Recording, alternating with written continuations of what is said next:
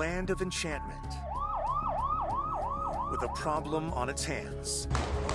Crime affecting nearly every part of life in New Mexico. We're not safe anywhere from gun violence. Transforming once vibrant streets and changing lives forever. But when you lose someone so close to you, your whole world stops.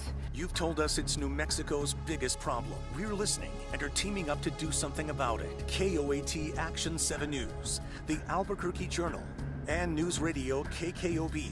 This is Partners for Impact, Crime Solutions. We recently talked to Doug Peterson, who owns retail properties throughout New Mexico, and he says he spends $200,000 a year on security for his most troubled properties. How much responsibility and cost should businesses be expected to pay and take on to protect the property, and how much do they expect from law enforcement for protection? Obviously, we're seeing this problem throughout our community, and we have been for some time now. It is unacceptable. Retail crime, organized crime, property damage to businesses is unacceptable at every single level. I will tell you that law enforcement, and we've just had this conversation, is stretched pretty thin, but that's no excuse. We need to do whatever we can to make businesses and this community safer. I just want to touch base on this organized retail crime question that we just had before.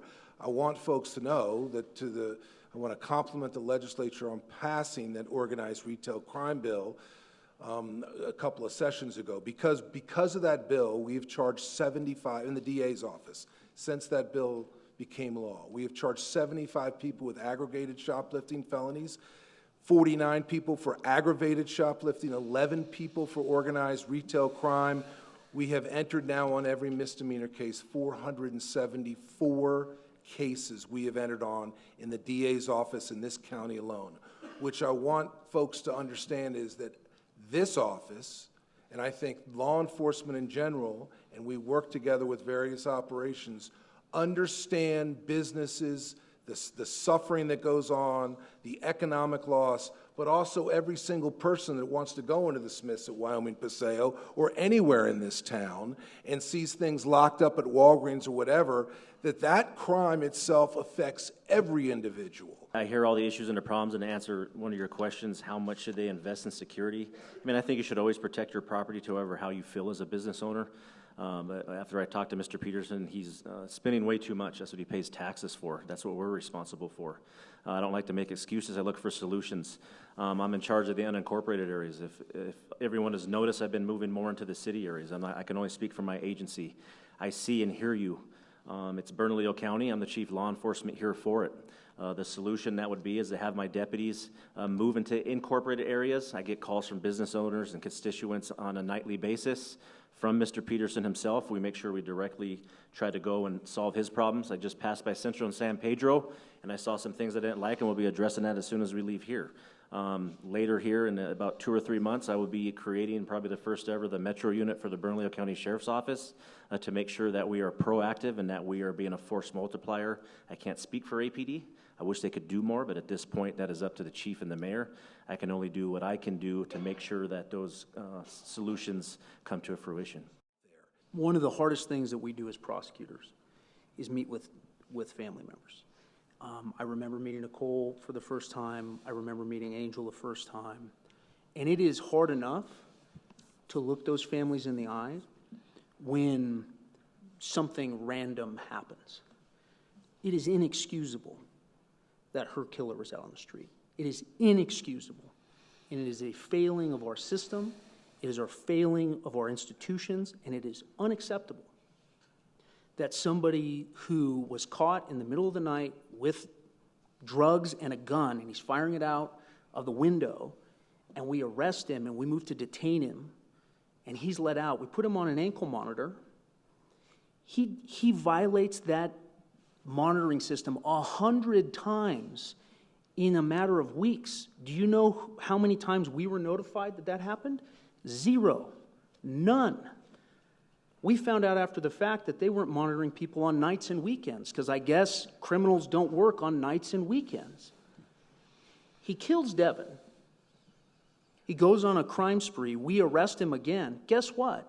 We bring him back in. We move to detain him a second time, and the Arnold Risk Assessment tool recommends that the judge let him out again.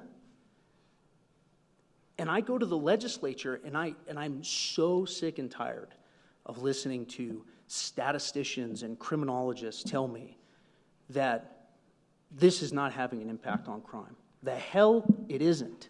We have to close the revolving door, and we have to stop making excuses for it. Policymakers in Santa Fe created this situation. Policymakers in Santa Fe can fix this situation. They just have to do it. Mr. Bregman, we already heard from the panel, criminals are not born criminals. It either starts in the home or very close to the home. How can that be proactively addressed? There are absolutely no consequences, none right now for juveniles who commit crimes without, let's say, murder or a gun crime. Let's say you steal a car right now in Bernalillo County and you're 16 years old. The chances of you spending one night in the detention home, 0. There are no consequences for juveniles. So, as was said earlier, it's parenting 101, if you do this, there's going to be this consequence. If you do this and you say there's going to be this consequence, but there is no consequence, what do? They ratchet it up to the next level.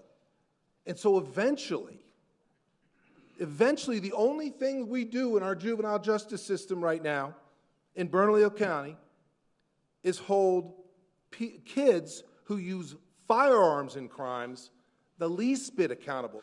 But I certainly, in this 60-day session coming up, I implore us as a community, as a state, all of us to work together. The Children's Code was done in the 1970s when kids used to get in a fist fight in the backside of school.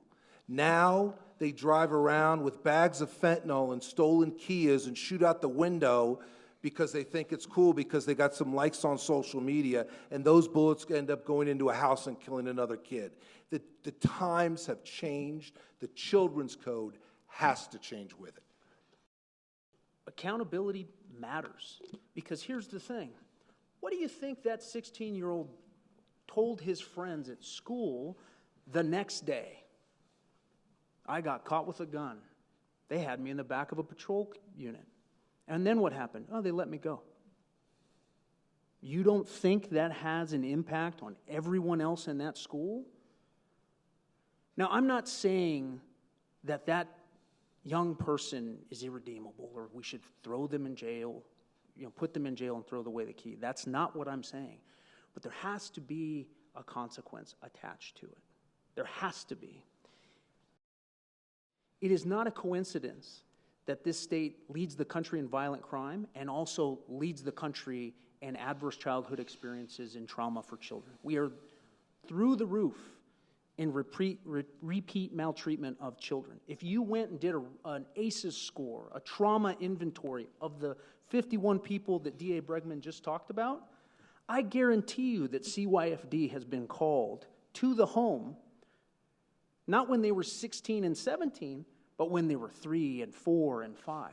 That's why a broken CYFD and child welfare system is catastrophic, not just for those children today, but for this community 10 or 15 or 20 years down the line. Most of what we do is deal with the people who have been victimized and traumatized and witnessed abuse and violence as children.